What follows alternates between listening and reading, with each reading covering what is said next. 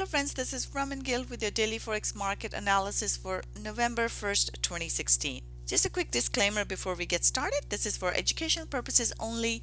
If you have questions about your individual investing needs, I recommend you talk to your investment advisor.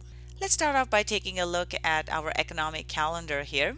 We still have the Australian dollar cash rate and RBA rate statement. It is expected to stay the same. However, any language that is dovish or a little bit more hawkish will have an impact on the market. So we'll have to be careful with this one. And coming up also, we have Bank of Japan monetary policy statement, outlook report, and policy rate, as well as the rate statement. So another interest rate. So we have two events that are very critical here. They are both the central bank events, so we'll have to be very careful with these ones. And then we have the Bank of Japan press conference here going into the London session.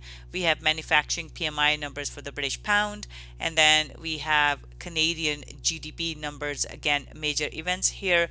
At 10 a.m. Eastern, we have ISM manufacturing PMI, which is a leading indicator for retail sales and the economy here, so that will be important.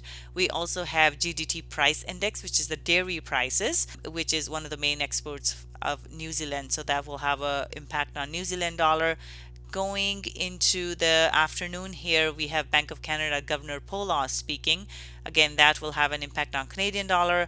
And further into the Asian session, we have New Zealand employment numbers and unemployment rate here. And then finally, we have Australian dollar building approvals and inflation expectations for New Zealand. So a busy calendar this week. A lot of central bank events. We'll have to be careful with that. Make sure you don't have a trade in when you're going into some of these key central bank events. Let's move on to the charts here. We are looking at pound US dollar daily chart. The price is still trading within this range. At this point, we have seen a couple of days of bullish price action. Because we are within a range, we could see a move towards the high of the range, which is at 123.31 up top here.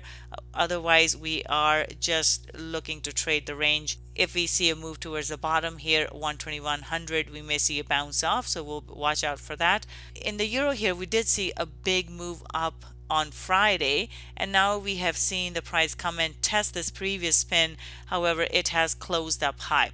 At this point, we are watching to see whether the price will stay below this 110 level or will it break up through that. If the price stays below the 110, we're looking for it to come down here, maybe trade a bit lower. If it does break through here, our next target would be this 1050 level here.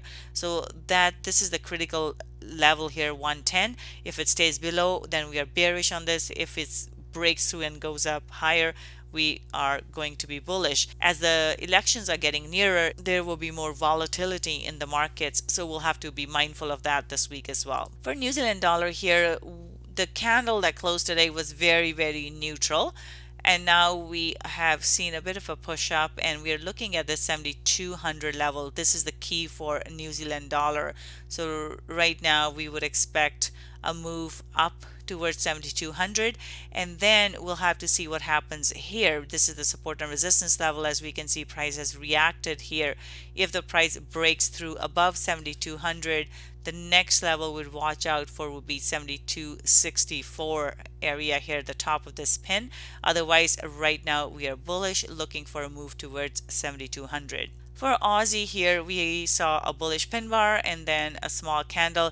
At this point, we are looking for, based on these candles, we're looking for a move up higher towards the 7650 area here. We do have the interest rate coming up that could have a huge impact on the market, so be careful with that one, and that will introduce volatility in the market for us at this point.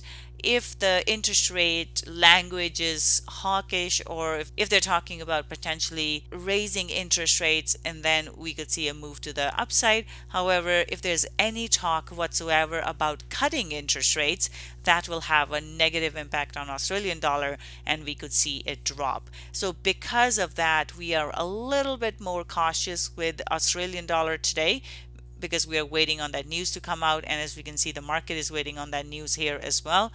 but we are overall bullish on this and looking for a move towards 76.50. Dollar CAD here, this has been interesting. We did see the price break through this 134 level, and then price did come lower to do a test, but it failed and closed above. At this point, we are looking for this 3400 to hold. If the 3400 hold, we are looking for a move towards the 134.80 level. Now the price did close above 134, so that makes it bullish, and we are looking for further move up into 134.80 level. So that's it for now. I will see you in the trade room.